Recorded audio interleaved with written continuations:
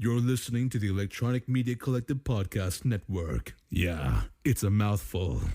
For more great shows like the one you're about to enjoy, visit electronicmediacollective.com. And now, our feature presentation.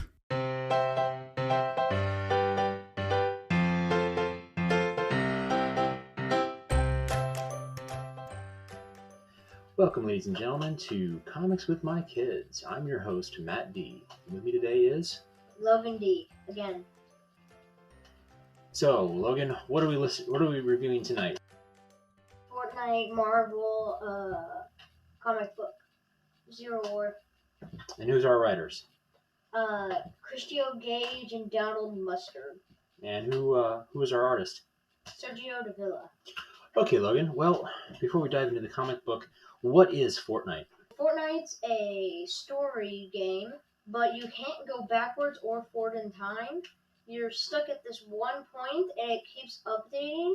So you have to either A, join the beginning of Fortnite, or B, you're where the beginners are. You just start wherever you were. And Fortnite is a multi-platform game where you can do multiple different games. There's the basic game, which is one where you shoot each other and you can build. Another one is you shoot each other and don't build. And then there's other games that other people have made. Okay. Well, how does Fortnite tie into Marvel Comics? How did they come about creating a comic book of Fortnite and Marvel? Over the times, every time there's a new update in Fortnite, like a new season update or a chapter update, which are rare, there's a story and a video that goes along with it. So you learn the backstory. And so then they took all the backstories and combined it into comic book. So this is this Fortnite Marvel comic book Zero War. Is this a lead into the current season as of, so we're recording this October 25th, 2022. So how does it tie into your current Fortnite video game? It takes things from the past of the video game and ties them with some things at the present. Okay. Well, then let's go ahead and dive into the story. How does the story open up? There being Wolverine at a bar, and then Spider-Man and this girl come walking up to him, and this guy named Jones. And Okay. the girl is named Imagine. Imagine or the Imagine? The Imagined. Okay. So these two characters, the Imagine and Jones, they're part of the Fortnite universe? Yes. Okay. What's interesting about the bar that you see Wolverine's in? Did you notice anything about it? No. Okay. That is deserted. Oh yeah, it is kind of deserted.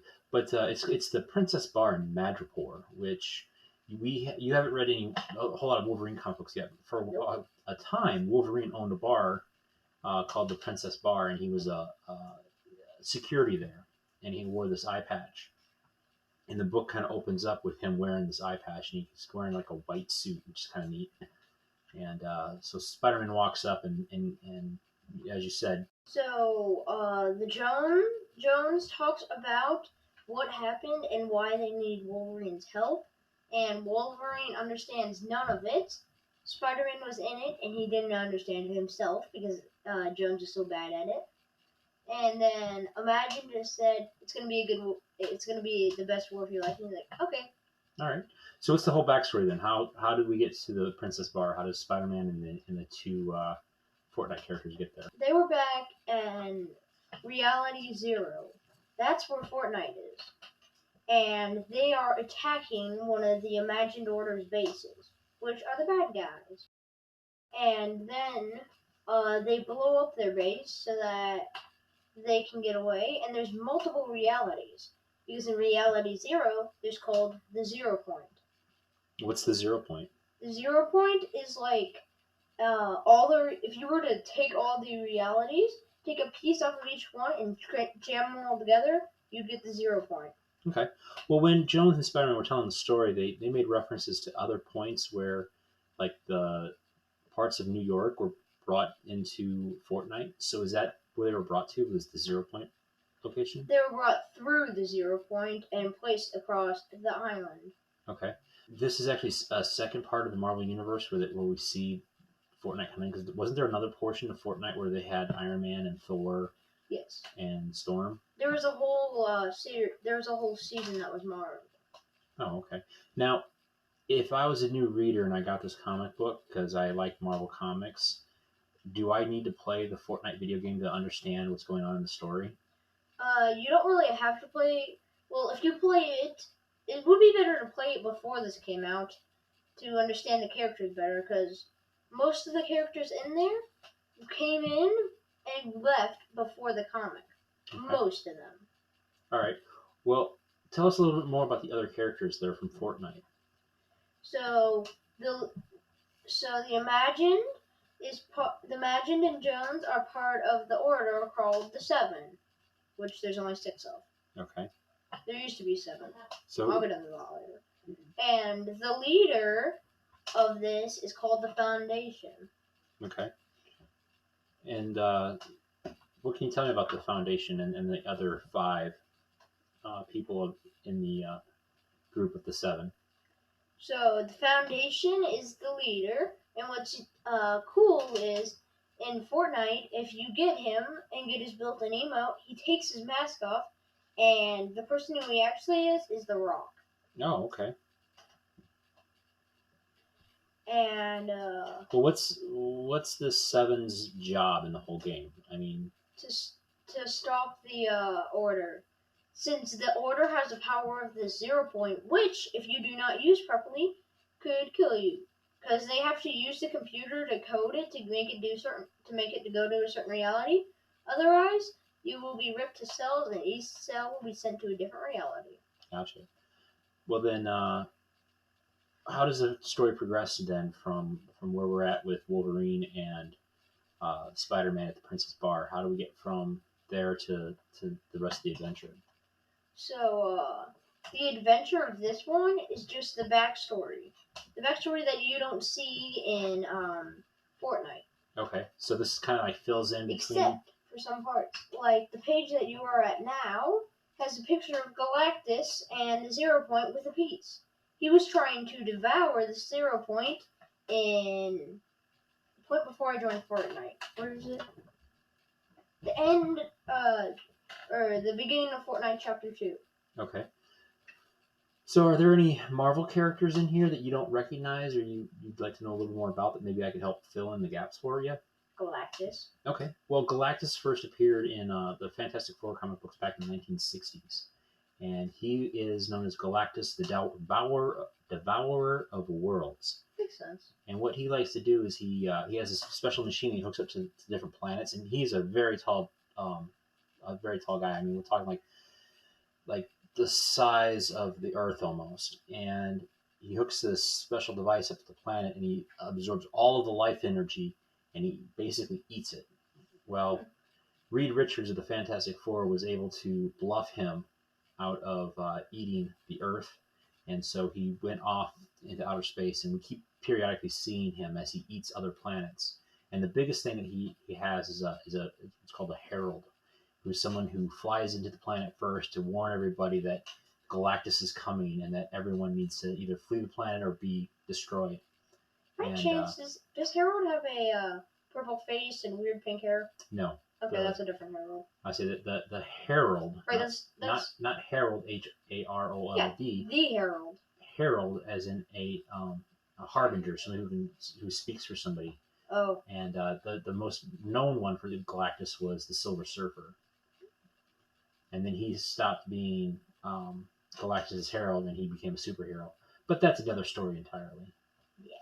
So tell me a little bit more about the whole Fortnite versus Marvel storyline. Is there anything else in this particular issue that we learn about our characters and where they need to go? Well, Galactus is now gone. Remember how I told you if you touch the 0 point, your cells get ripped apart into different dimensions? Uh-huh. He tried to devour the 0 point. After he broke a piece off, it devoured him, sending him into different realities. Oh, okay. A piece of him. So then what happened to this piece? This piece just floated off and went away, and got capped and went over to the 7. And so the 7 took that piece and made it and put it into these devices. Parts of it, though, using its energy. So that no matter which reality you're in, if you have this device and activate it, it'll send you back to the reality 0. Okay. What does the 7 need to do with this piece then? The 7, they're going to go back to Spider-Man's world, get an alliance, and use one of the machines. They only have 2 to get back to the planet. Come back with an army and fight the 7. The 7 or the Order? The Order. And then, but in order to do that, they have to get to the 0 point. In order to get to the 0 point, they have to break in. Okay. So they have to break into the imagined order, get to the 0 point, and use the device to change it to get so that they can get to where they want, and then go through it. Wow, sounds like a kind of. And somebody has to stay behind. Sounds a little bit like a convoluted story to me. Yep. And so the Foundation, because the reason that Foundation had to stay behind was because there's this big guy named Gunner. Massive hits, uses big guns. Okay. And he was in Fortnite at one point, and everyone has a little emote thing, and his was him doing pull-ups with a chainsaw. Okay. I think it's called a pull-up when you go like this. Yeah, that's a pull-up, or that's actually a arm curl. Sorry. Oh, arm curl with a moving chainsaw. Gotcha. All right, so you told us a little about this. You told us about the story. You told us about what Fortnite is. You told us it would help to play the game before you read the comic book. The story of the game, does that actually take place after this 5-issue miniseries, or Nope. is it in conjunction with it? Like Fortnite is still changing series now. Okay. In December, in fact, it'll have a new season update. All right, but I mean, if I read these 5 issues and then I started playing the game now, would the story that's going on in Fortnite tie into the comic book? Yes, but you wouldn't be able to see it.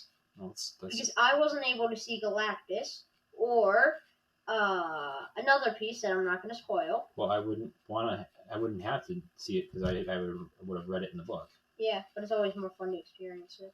All right, so in this book they talk about a main bad guy, as Jones is working for. Midway through the book, we find out about this character. His name's Gino. Can you tell me a little bit about this Fortnite character Gino and how he ties into the whole story? No, I cannot. Well, the only thing I know is from the comic books after this. So if I was to explain it, it would spoil either the 3rd or 4th comic. Okay, well, if someone plays the video game, have they at least heard of the character Gino? If they were in for the end of the last season, yes. Okay. Otherwise, no.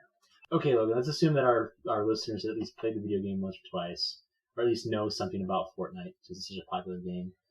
So, but is he a main bad guy, though? Yes. Okay, so but reading the first issue, I kind of got the impression that he was the guy that created the Order and is in charge of everything, but you never really see him. He's kind of like in the background.